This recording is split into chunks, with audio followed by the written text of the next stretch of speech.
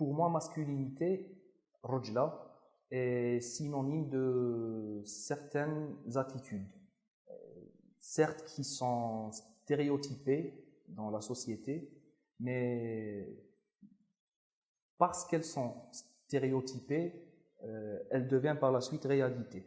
Et par ces attitudes, j'entends le fait de ne pas rapporter, de garder le secret, d'avoir qu'une seule parole, d'être franc, de résister à la souffrance, de ne pas se plaindre. Je pense que la question de définir masculinité et féminité, je pense que c'est une question de qui enveloppe qui. La masculinité est une carapace résistante avec un fond fragile. Et féminité est une carapace fragile avec un fond résistant. C'est difficile pour moi de donner une définition concrète de la masculinité à part les attributs physiques et biologiques.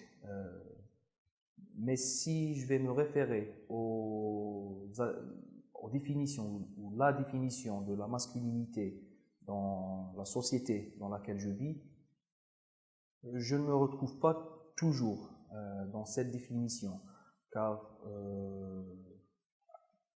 concrètement, il m'arrive de faire la vaisselle avec mon épouse, chose que communément n'est pas masculine, ne fait pas partie du masculin. Je pense que à maintes reprises, je me suis retrouvé à pleurer. À plusieurs fois, j'essaie de contribuer dans les tâches ménagères qui sont classiquement attribuées à la femme. Ce que j'ai entendu dire étant jeune de la masculinité est le fait de protéger sa famille.